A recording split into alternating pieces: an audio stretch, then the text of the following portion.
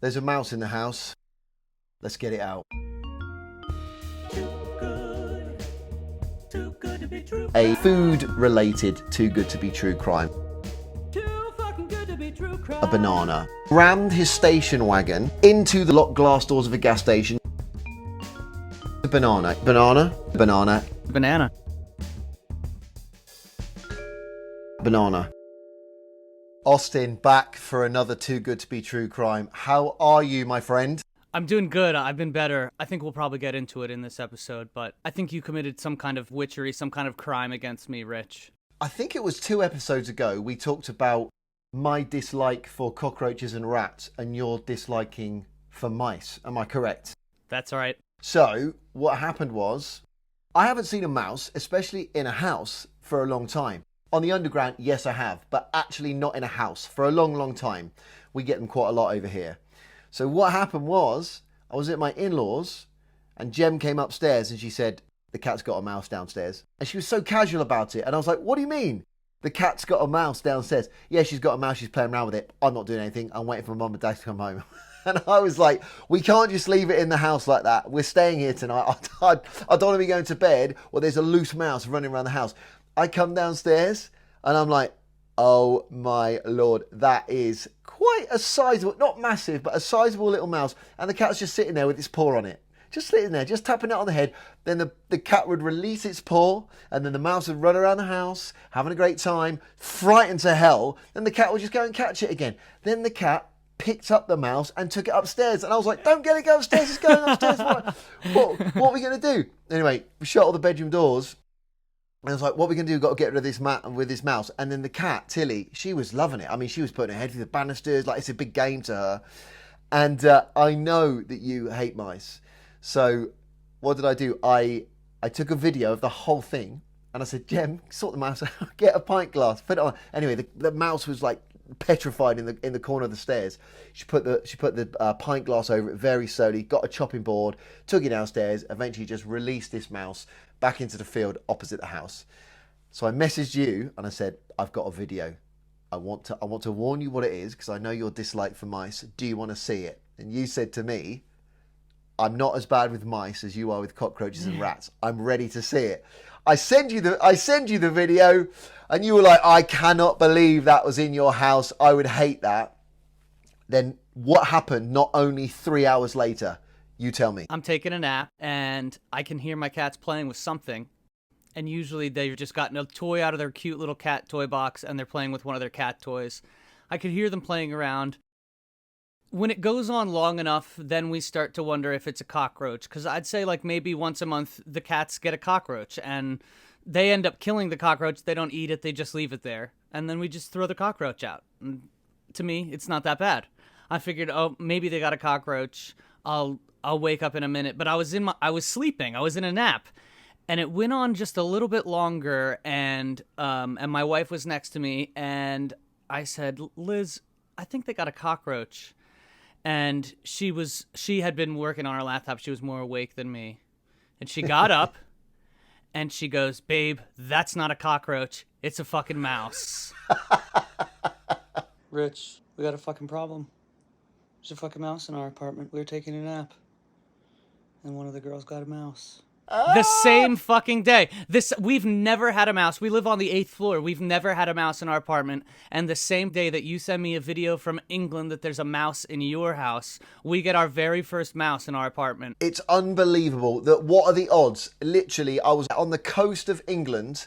There was a mouse in the house. And 3 hours later, having never had a mouse in your house, in Manhattan, in New York, you have your very first mouse. Mate, I must have, like you said, I must have sent some kind of witchery across to you, and all of a sudden. But when you sent me that video of that mouse that you had, dude, that is a big ass mouse. That was massive. Because I looked at it first of all on the video you sent me, and I was thinking, is that a mouse? That looks huge. Is it a rat? But it was a mouse. You can tell the difference in the face and the tails. And I was like, it's unbelievable, because even the mice in Manhattan are massive. Compared to the ones in England. I'm hoping that the mouse is closer to how I remember it and not as close to what it looked like in that video. This is your fucking fault, Rich.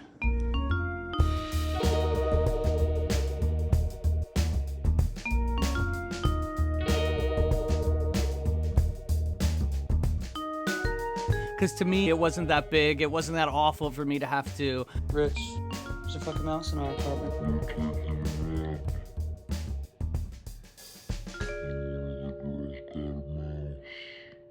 We just caught it in a paper bag and then let it outside. You know, it was fine.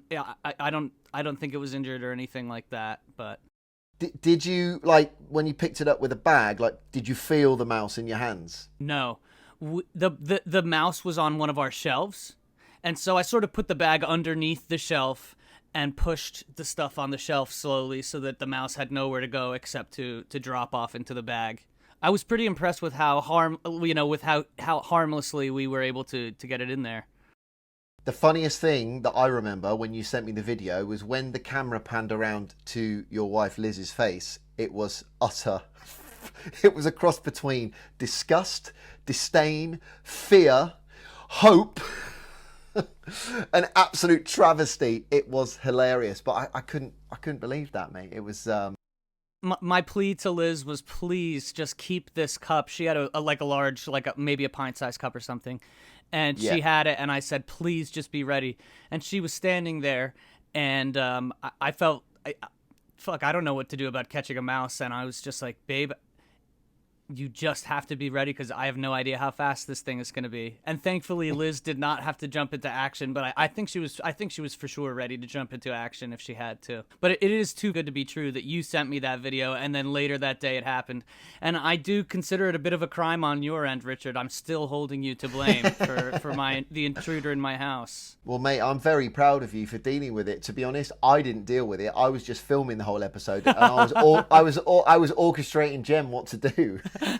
Bless her. She was very calm, though. Honestly, she was like cool under pressure. I was impressed with her in that video. I think Yeah. one of my messages in our group chat was not all heroes wear capes. Some of them carry pint glasses and chopping boards. That's right. We were down at Jem's parents because I had a gig that night. It wasn't with Jem; it was with my other singing partner Louise, and it was a good gig, but there wasn't many people. I think they're trying to raise the profile of the venue, so it was quite empty. We've all done gigs where the crowd is not huge, which is absolutely fine until the very last song. And then I said, I'll tell you what, do you want to hear one more? And literally one person just went, yeah. That was it. Do you want to hear one more? Yeah. And that was it. Yeah, why not? We still did one more. But then you find yourself getting a bit desperate and repeating yourself. I said, do you want to hear one more? And then maybe 2 or 3 people kind of said, yeah, you know. If you're offering, why not? It's okay. So what I've gone for today, I've gone for a food-related Too Good to Be True crime. And there's a few little parts to this. Have you ever stolen food? Oh yeah, I'm sure I've stolen food before. Yeah, like what? Yeah. Like 24601 Jean Valjean. Like I stole a loaf of bread. Or like when you're a student and then someone's out for the night and you're in your student house or your accommodation, you're like, I want some toast. There's only 2 slices left. I'm gonna nick Derek's loaf of bread here and I'm gonna have his. Yeah, that kind of thing. But like low grade. If that's what you're talking about, then I fucking steal food from my wife all the time. Yes. He's like, where are those beans I brought? They've gone. This Too Good to Be True crime is entitled Man Crashes into a Gas Station and Steals a Banana. So he rammed his station wagon into the locked glass doors of a gas station in Newington, Connecticut. He didn't steal anything besides a banana. He didn't try to conceal himself wearing a mask or a what's another word balaclava? for it? Exactly. I'm glad you retained that information from our last pod, Austin. He wore nothing. He literally rammed his 30 miles an hour into the glass doors. There was a few people in the shop. They dived to the sides. The cashier's behind the counter. He gets out the car, goes to the fruit counter, picks up a banana, peels the banana, eats the banana, gets back into his station wagon, reverses out, and just disappears. And that was it. Everyone's like waiting to see what he's going to do after he crashes into the gas station, and he just stands there and eats a banana. Yeah, he did not steal anything else apart from that banana. Come, Mr. Tallyman, tally me banana. So I'm thinking to myself, he's driving along and he's thinking, I'm a bit peckish. I'm going to pull into this gas station, and quite literally pulled into the gas station. Fully into it. Yeah. And if I was going to do that, I'd be thinking, well, I'm hungry. I'm at least going to take some provisions for later. I've committed this, this crime. I could have like driven into someone and hurt them. He gets a banana, eats it, and then just drives off casually. The police never found him. CCTV footage had his full face, his car number plate registration, the car make, everything. And yet he was never, ever found and never performed. There was no record of him on a database. There was no information about who this guy was. They couldn't find his car, even though they had it wasn't registered to an address. He literally disappeared into thin air, and they never found him. Did he And drive it's the car unclear. away? Or he left the car at the scene? Drove the car away. When he drove into the gas station, got his banana, ate it, got back into the car, reversed the car out, just drove away. Like a mirage, it's like it never happened, leaving the cashier behind going, I don't understand what's just happened. For me, I'm thinking to myself, essentially he's just stolen a banana. He could have just stopped in the gas station. He could have just walked in to the gas station, peeled his banana, ate it, or just took it away. No one's going to stop it. But no, he has to drive his car through the glass doors, which makes me think, did he have some kind of agenda, or did he have some kind of grudge to bear against someone that owns or works at the gas station? What do you think? My guess was going to be that he was under the influence of something, or that he was texting, he got distracted at the wheel, he ended up accidentally crashing the gas station. And then... So you think it was I'm an thinking accident? if I accidentally crash into a gas station, no, let's not put myself there. If he accidentally crashed into the gas station, he's got to have a reason for having done that, because if he doesn't steal something, then he could be charged with intentionally driving into the gas station. So he's already accidentally driven into the gas station. Maybe he's like, my excuse for being here, I can tell the police that I was dying of starvation and I needed a banana. So he certainly could have, if he really needed to, he certainly could have just parked at the gas station, but he decided to go bananas, didn't he? This is true. And who's to say, when you're hungry and you need to eat, some people get very angry when they're hungry. And he was like, I need to eat, and I need to eat now. So I'm going to drive into that gas station. I'm going to take what I want, which just happened to be, perhaps he was quite a healthy guy. I mean, he's not choosing a slice of pizza or a hot dog. He's actually taking something fairly healthy, which leads me on to the next story. Man punches pizza guy. Oh no. This dude, he wants his food, and he wants it quickly. So he's a 346-pound man from the United States, and he was recently arrested for assaulting a Domino's pizza delivery man. The incident occurred when the delivery man forgot to bring Wheeler the garlic knots he had ordered along with his pizza. So he'd ordered his pizza, he'd ordered his soft drink, and the garlic knots he'd ordered as a side didn't exist in the order. I'll stop you right there because that's unforgivable. Let's be honest here, that man deserves to be punched. Yeah, how dare he? You don't fucking forget the garlic knots, man. How dare he forget the garlic knots? Austin, explain to me in America what a garlic knot is. Come on, dude, it's a fucking garlic knot. You're cruising for a bruise now that you've revealed you don't know what a garlic knot is. It's just a little. Is it a ball? It's just like a little knot. Yeah, it's a little knot, a little ball of bread that's like dipped in garlic, or will have some baked garlic in, or that kind of thing. I've only consumed garlic knots. I haven't actually made them, so. You've purchased and consumed. You've That's never it. made them. Yeah, but I presumed it was like some kind of ball, some kind of stinking ball. It's bread, yeah. Right, okay. So in a fit of rage, Wheeler allegedly punched the delivery man in the face. The delivery man was treated for minor injuries at a nearby hospital and has since made a full recovery. Well, thank God for that. And you know what? I bet he hasn't fucking forgot another order of garlic knots either. No, I bet he won't. Yeah, so that's it. Next time the garlic knots come in, he's double checking with the store. Make sure they're in there. I don't want to get punched again. If he's even still working for them. Justice served. The incident has been met by many with shock and confusion. After all, who would have thought that someone would resort to violence over a missing side order of garlic knots? So Wheeler, he was charged with assault and he's due to appear in court. It remains to be seen what the outcome of the case what it'll be. What do you think? Do you think he'll get jail time for that? He definitely needs to be punished. You can't be just punching someone. But have you ever got to that point where you're so hungry and the rage just takes over? I've driven directly into a convenience shop and punched someone because they didn't have any garlic knots in stock. But I wouldn't order them to my house and then punch them when they forget something. Wouldn't it be great if the guy that drove into the convenience store and stole a banana then ordered some pizza? The guy turned up, forgot his garlic knots, and then he punched him in the face. That'd be a real rampage. That had to be, yeah, it's like a food rampage. This guy is like, I'm just, I'm so hungry. You told me you used to steal M&Ms, and you told me that you steal food. I have stolen M&Ms, okay, Rich? All right, let's get the record straight, all right? I have stolen M&Ms. So it wasn't continuous, it was here and there. It wasn't continuous for that long. No, it was not a continuous behavior of mine. I understand. These are stolen lunch notes that I found great, on the internet. yes. If you imagine this, so you're working, it's hard work, it's maybe getting on for lunchtime, your stomach's rumbling, you're ready to eat, and you're thinking, I'm looking forward to getting to the fridge in the staff room or the canteen, and I'm going to go there, I'm going to open it, and there's going to be that lovely food that's either been made for me or that I've made and particularly wrapped, ready for me to eat for my lunch. And you go to the fridge, and in the canteen, that food has now been stolen.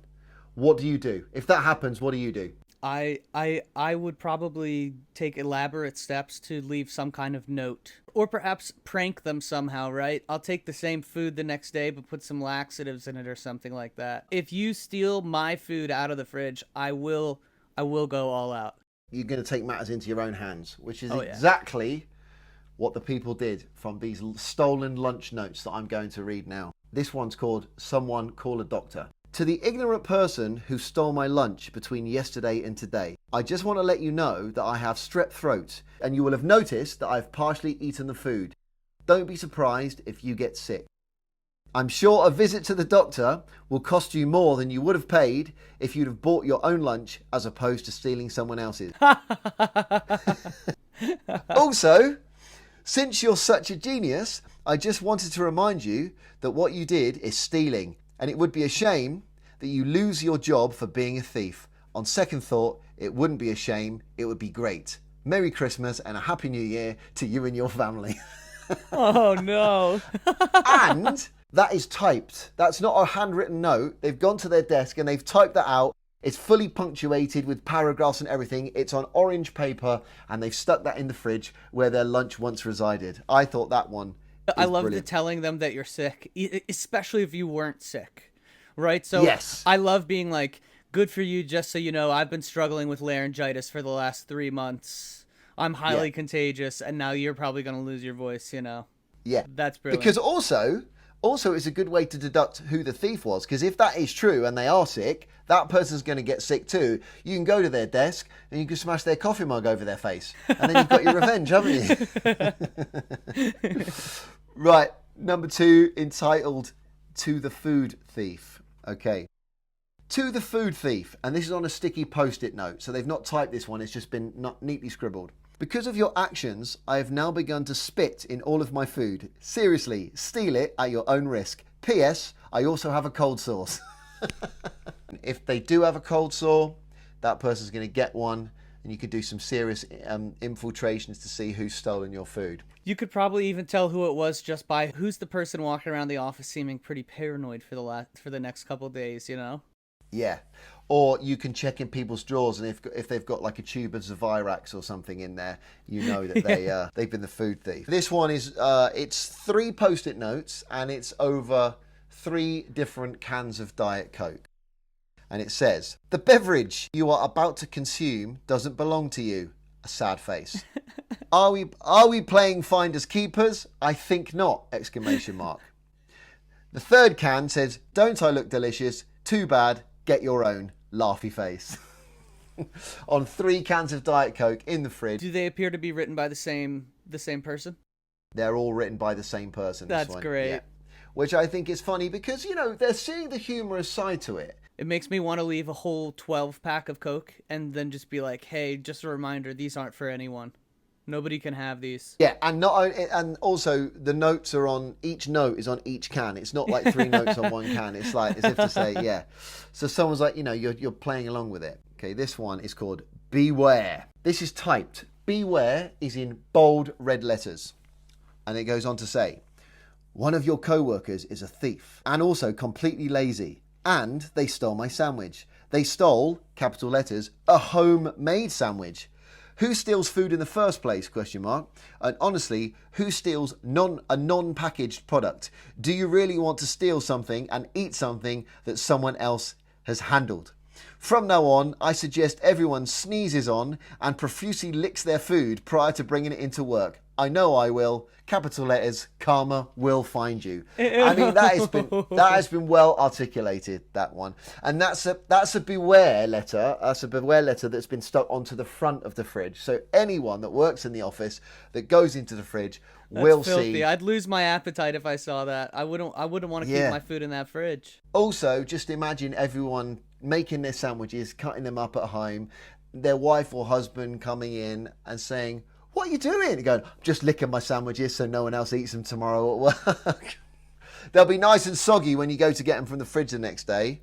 This one is my favourite one. Someone has put a saucepan in the fridge. So I'm presuming that there is a kitchen or something in this particular office and someone's made a spag bol or a chili.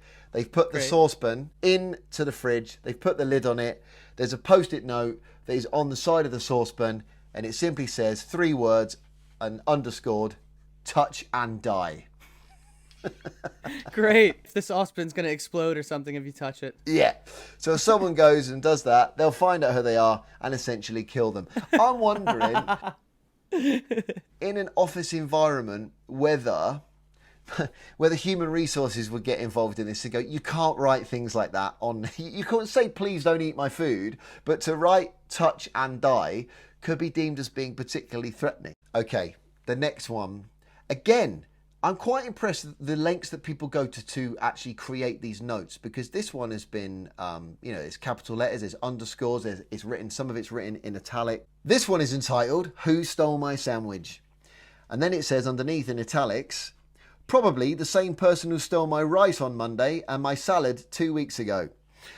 And then it goes on to say, I know we were on the cusp of a recession, but stealing food is not necessary. If you are hungry, why not ask for something to eat? Or here's a novel idea, underscored, capital letters, buy some food of your own.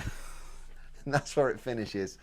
Sounds like everybody in that office needs to gang up. Everybody's been having their stuff stolen. This one is like an old takeaway. So someone's brought in their takeaway from the night before, still in the takeaway box, and they've just scribbled with like a Sharpie on the top of it. Nothing in this box is worth dying for. Again, quite a threatening one, to be honest. This one has been neatly typed out. It's been scored and cut around the edges and stuck on the front of the fridge. So this is not on a particular piece of food item. To the person, open bracket, or persons, close bracket, who steals lunches. You will be caught. Plus, you have loads of bad karma haunting you. And when you get caught, think about how humiliating that is. It will be humiliating for you to lose your job from stealing from your co-workers. The shame that will hang on you cannot be avoided simply from being a thief. Bring money into work or buy food and learn to cook. There you go. And that was it. Shaming them into never stealing your food again. You bring shame on your family, shame on your household. Just and what they're doing is like trying to get them to imagine what that shame would feel like. I think if you're stealing someone's food, it's one of two things. You're really desperate and you're hungry and you can't afford it, or you just don't give a fuck. Probably the latter for the most of those, I think. People are just lazy. They can't be bothered to bring their food, their lunch in, and can't be asked to spend the money. I'm imagining a parent coming home from their long day at work and trying to avoid the shame of knowing that they ate someone else's food. Hi, Daddy. How was your day at work? I have to be honest with you. I ate someone else's food. I'm ashamed. And the kid just stands there going, Daddy, I'm so ashamed of you, and you should be really ashamed of yourself. And the dad's like, yeah, go and make me some dinner. I enjoyed those, mate. Those are hilarious warning signs for do not eat my food again. Yeah, it reminds me of that episode of Friends, isn't it? There's where Ross is going through a hard time after a breakup, and he puts a note on his sandwich, and he loses his temper when his boss eats his sandwich, and they put him on sabbatical for a while. One of my favourite Friends episodes. I'm a big Friends fan, but there we go, mate. That was our food-themed Too Good to Be True Crime episode. I hope you enjoyed those lunch notes. I certainly did, and maybe, who knows, the chap that drove his station wagon into the gas station and just purely stole a banana and ate it and drove off. Maybe one day he will be caught, so we'll keep our eyes out for any kind of judicial sentence that he might have to face in the future, mate. But there you go. That was another episode from Austin in Manhattan. Say goodbye, Austin. Rich, it was a great episode. It did make me a little bit hungry though, so I'm gonna go make myself a sandwich. All right. See you soon, mate. See you on the Talk next to you soon. episode. Later.